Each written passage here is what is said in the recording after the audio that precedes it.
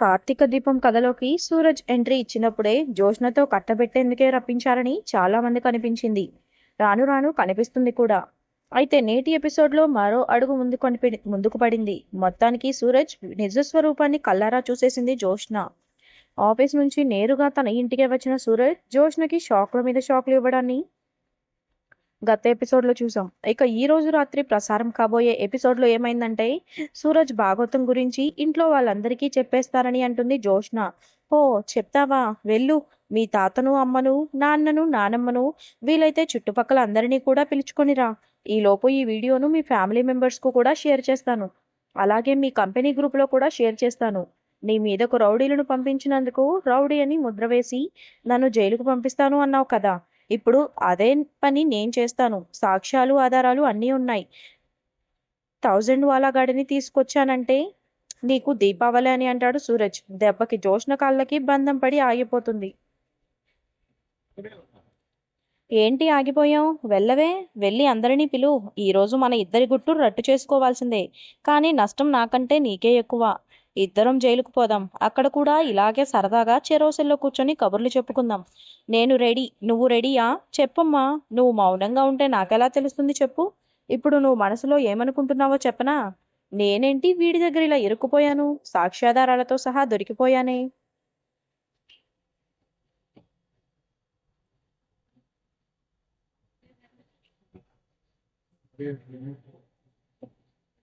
ఇప్పుడు ఏం చేయలేడు అని అనుకుంటున్నావు కదూ. కుర్రాడు చాలా స్మార్ట్గా ఉన్నాడు. ఆఫీస్లో ఐ లవ్ యూ చెప్పాడు. వీడికి నేను లవ్లో పడిపోతున్నానేమో అని అనుకుంటున్నావు కదూ అంటాడు సూరజ్. ఏంట్రా అన్నావు అంటుంది జోష్న కోపంగా. నేనేంది రెండోసారి రిపీట్ చేయను అంటాడు సూరజ్. నీతో నేను లవ్లో పడతానా? ఆపరా నీ మ్యాజిక్లు అంటుంది జోష్న. నేను అదే చెప్తున్నానే. ఆఫీస్లో పెద్ద ఆయన పెళ్లి గురించి అడిగారు కదా, అప్పుడు ఒక మాట చెప్పాలి అనుకున్నాను. నాకు లక్షణంగా పద్ధతిగా ఉండే పిల్ల అవసరం లేదు. నాకు కాబోయే పిల్లానికి పొగరుండాలి, బలుపు ఉండాలి, దానికి కాస్త తెక్కుండాలి. ఎవరి మాట వినకూడదు, నన్ను అసలే లెక్క చేయకూడదు. టోటల్గా సింగిల్ ఎగ్జాంపుల్గా చెప్పాలంటే నీ మనవరాలిలా ఉంటే సరిపోతుంది అని చెప్పాలి అనుకున్నాను అంటాడు సూరజ్. చెప్పాల్సింది, నిన్ను అక్కడే షూట్ చేసి పడేసేవాడు అంటుంది జోష్న కోపంగా. ఏ శివన్నారాయణ మనవరాలికి పెళ్లి చేయరా? నాలాంటి కుర్రాడు మొగుడిగా రాడా అంటాడు సూరజ్. రేయ్, వీడియోను అడ్డు పెట్టుకొని నోటికి వచ్చినట్లు మాట్లాడుకు అంటుంది జోష్న. అది వారమ్మా, ఇది వేరమ్మా అంటాడు సూరజ్. నువ్విక్కడకు ఏ ఉద్దేశంతో వచ్చావో అర్థమవుతుంది అంటుంది జోష్న. నీకు అర్థం కావడం కోసమే కదా స్ట్రైట్గా చెప్పింది. ఇలాంటి తిక్కదానికి నాలాంటి తిక్కలోడే కరెక్ట్. దేశం మొత్తం గాలించినా నీకింత పర్ఫెక్ట్ జోడీ తగలదు అంటాడు సూరజ్. రేయ్ సూరజ్, నన్ను నువ్వు చూసింది శాంపిల్ మాత్రమే. నా ఒరిజినాలిటీ నువ్వు తట్టుకోలేవు. ఇప్పుడే కదా ఆట మొదలైంది. నీకు చుక్కలు చూపిస్తా చూడు అంటుంది జోష్న. చందమామ పక్కన ఉంటే చుక్కలు ఎందుకు చూస్తా బేబీ అంటాడు సూరజ్ నవ్వుతూ. ఇది చందమామ కాదు, హై వోల్టేజ్ ట్రాన్స్ఫార్మర్. నువ్వు గిలగిలా కొట్టుకొని చావడం ఖాయం. కంగారు పడకు, నువ్వేంటో నాకు తెలిసింది కదా. నిన్నేం చేయాలో నాకు తెలుసు అంటుంది జోష్న పొగరుగా. థ్యాంక్ యూ, నా కోసం ఇంత కేర్ తీసుకొని ఫుడ్ తెచ్చినందుకు అంటాడు సూరజ్ సిగ్గుపడుతూ. నువ్విక్కడ ఆకలితో చేస్తావని మా తాత ఫుడ్ ఇచ్చి రమ్మన్నాడు. తినిచావు అంటుంది జోష్న. వంట నువ్వు చేసావా అంటాడు సూరజ్. నేను చేసింది తింటే నువ్వు నిజంగానే చేస్తావంటుంది జోష్న. ఆ రోజు కోసం ఎదురు చూస్తున్నా అంటాడు సూరజ్.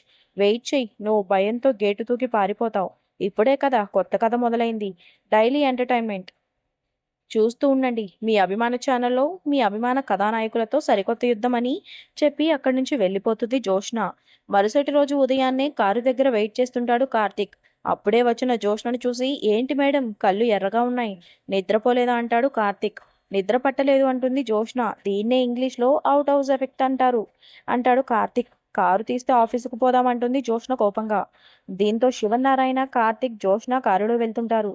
అప్పుడే ఇంటి బయట సూరజ్ వెయిట్ చేస్తుండడం చూసి కారు ఆపుతాడు శివనారాయణ. నువ్వు మామూలు నటుడివి కాదురా అని మనసులోనే అనుకుంటుంది జోష్న.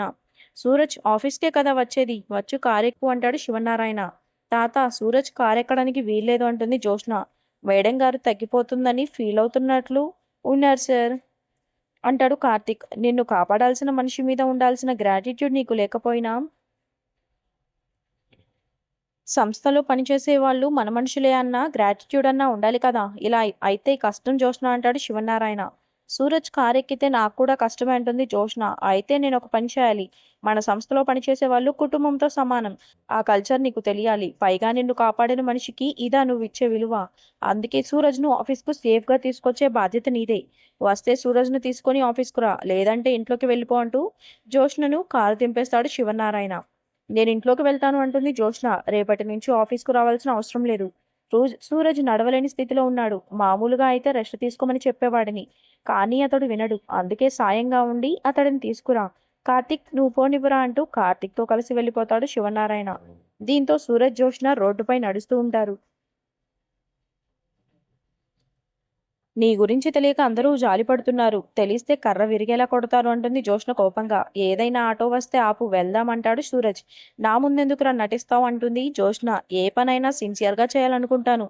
ఇలాగే నడుస్తాను. నీకేమైనా ప్రాబ్లమా? నేను ఆటోలోనే వెళ్తాను. ఆటో ఆపు అంటాడు సూరజ్.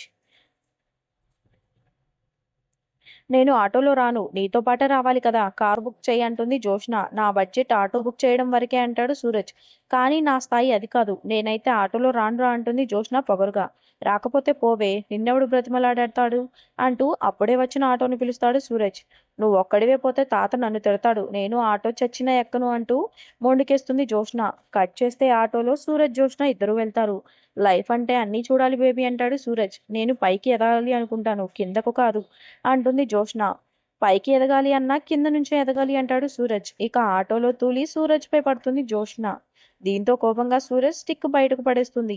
కాళ్ళు చేతులు బాగానే పనిచేస్తున్నా నడవలేనట్టు బాగానే నటిస్తున్నావు కదా. ఈసారి ఎలా నటిస్తావో ఎలా చూస్తాను అంటుంది జోష్న పొగరుగా. థ్యాంక్ యూ, నాకు మంచి అవకాశం ఇచ్చినందుకు. నీకు త్వరగా తెలుస్తుంది, తర్వాత తెలుస్తుందిలే అంటాడు సూరజ్.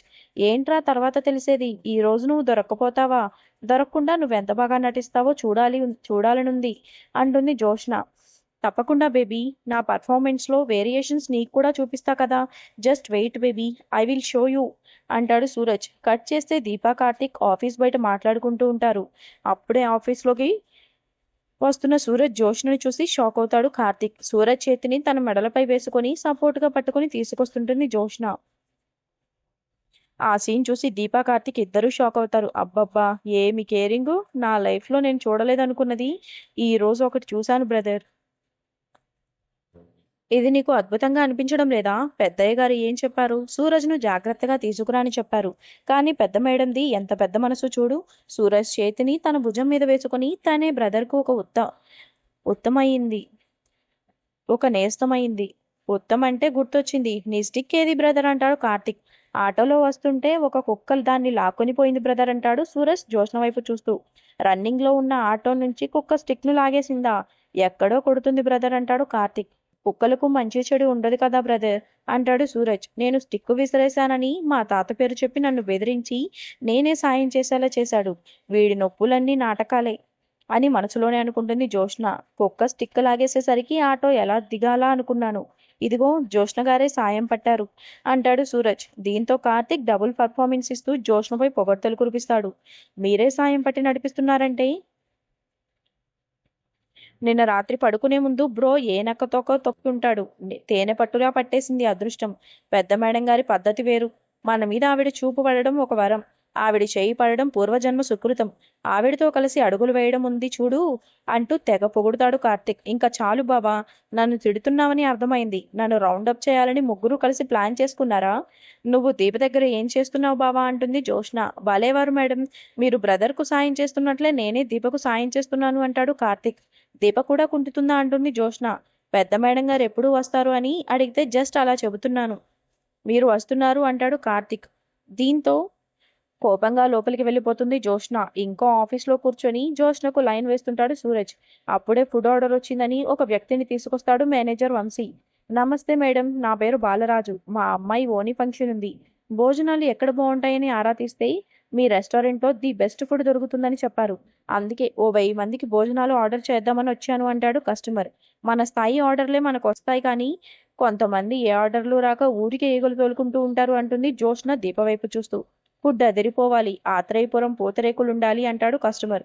ముందు మీరు అడ్వాన్స్ ఇవ్వాలి 15 లక్షలు. మీరు అడిగిన ది బెస్ట్ ఫుడ్ ఇవ్వాలంటే ప్లేట్ 3000 అంటుంది జోష్న. 3000?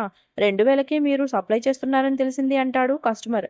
ఆ రోజులు పోయాయి సార్. ఇప్పుడు అన్ని రేట్లు పెరిగాయి కదా, దానికి తగ్గట్టే రేట్లు అంటుంది జోష్న. ప్లేట్కు 2000 అయితేనే నేను ఆర్డర్ ఇచ్చి వెళ్తాను అంటాడు కస్టమర్. 3000కు ఒక్క రూపాయి కూడా తగ్గించను అంటుంది జోష్న పొగరుగా. మరోసారి ఆలోచించండి అంటాడు కస్టమర్. మీరే ఆలోచించండి, వద్దనుకుంటే బయలుదేరండి అని జోష్న అంటుంది. వ్యాపారం చేసే పద్ధతి ఇది కాదమ్మా. ఇంకో రెస్టారెంట్స్ లేవా ఏంటి అంటాడు కస్టమర్. ఉంటే వెళ్ళండి, తిరిగి మీరు మళ్ళీ నా దగ్గరికే వస్తారు అంటుంది జోష్న. కస్టమర్ వెళ్ళిపోతుంటే దీప పిలుస్తుంది. మీరు అడిగిన ఫుడ్ నేను సప్లై చేస్తాను అంటుంది దీప. అతను నా క్లయింట్, మీరు సప్లై చేసి రెస్టారెంట్ పరువు తీస్తారు అంటుంది జోష్న. లాభాలు తగ్గించుకుంటే సప్లై చేయొచ్చు, నా వల్ల అవుతుంది అంటుంది దీప. దీంతో కస్టమర్తో దీప సూరజ్ మాట్లాడి ఆర్డర్ తీసుకుంటారు. అయితే కస్టమర్ రావడం, కావాలని పొగరుగా మాట్లాడి దీప ఆర్డర్ తీసుకునేలా చేయడం చూస్తుంటే ఇది కూడా జోష్న మరో ప్లాన్ లాగే అనిపిస్తుంది. చూద్దాం ఏమవుతుందో.